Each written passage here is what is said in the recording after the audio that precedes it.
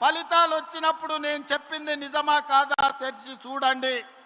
ఈరోజు నేను చెబుతున్నాని ఆనాడు ఒక మాట చెప్పిన మీడియా మిత్రులకు నేను ఇవాళ గుర్తు చేయదలుచుకున్నా. ఖమ్మం మీడియా మిత్రులు, హైదరాబాద్ గాంధీ భవన్ మీడియా సోదరులను మీరు అడిగి తెలుసుకోండి నేను చెప్పింది నిజమా కాదా.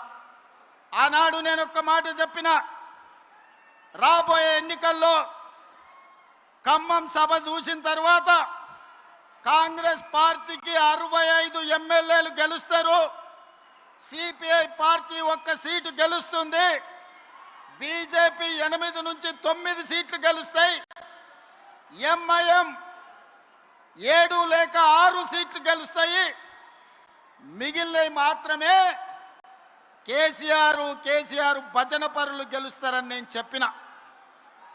డిసెంబర్ 3, 2023 నాటి ఫలితాలు 64 సీట్లు కాంగ్రెస్ పార్టీ గెలిచింది, 1 సీటు సిపిఐ గెలిచింది. కానీ ఆ తర్వాత 1 సీటు తగ్గితే ఉప ఎన్నికల్లో తెలంగాణ ప్రజలు 2 సీట్లు ఇచ్చిండ్రు. గణేష్ని కంటోన్మెంట్లో గెలిపించిండ్రు, నవీన్ యాదవ్ను జూబ్లీహిల్స్ గెలిపించి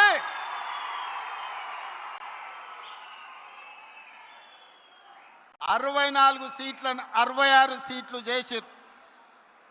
ఆనాడు నేను చెప్పిన జోస్యం ఆ తర్వాత పార్లమెంట్ ఎన్నికలు వచ్చినప్పుడు సూటిగా చేవెళ్ళ గడ్డ మీద నుంచి సవాలు విసిరిన కేసీఆర్ రాసి పెట్టుకో, పార్లమెంట్ ఎన్నికల్లో నీకు గుండు సున్నా, నీకు పంగనామాలు పెట్టిస్తే తెలంగాణ ప్రజలతోనని.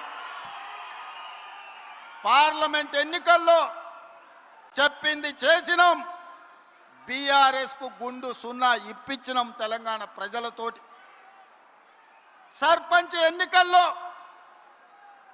2/3 మెజారిటీ గెలుస్తామని చెప్పినాం. మున్సిపల్ ఎన్నికల్లో 85-90% గెలుస్తామని చెప్పినాం.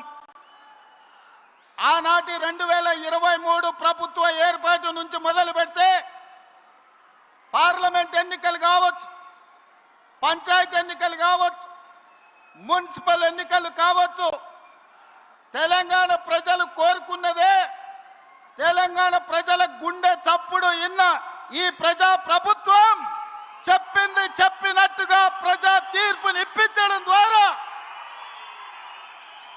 పాపాల బైరోడుని ఫామ్ హౌస్లో బంధించినాం.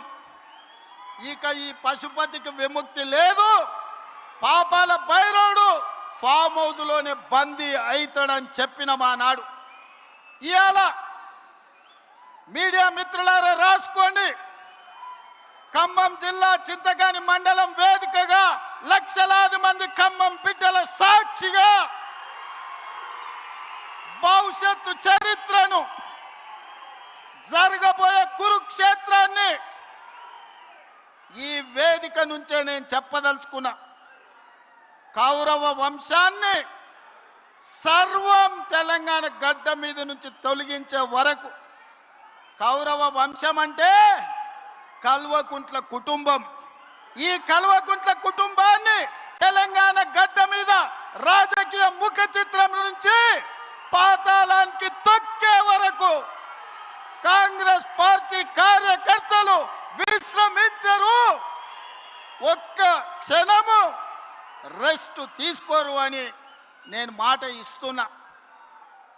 మీడియా మిత్రులారా, ఈనాడు కేంద్రంలో జరుగుతున్న రాజకీయ పరిణామాలు మనం చూస్తున్నాం.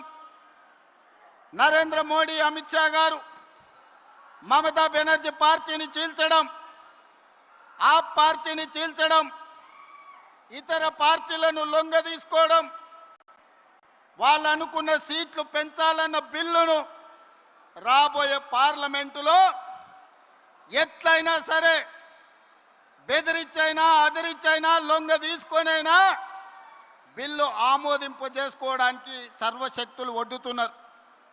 ఈ పాపంలో వాళ్ళు విజయం సాధించడానికి అవకాశం ఉంది.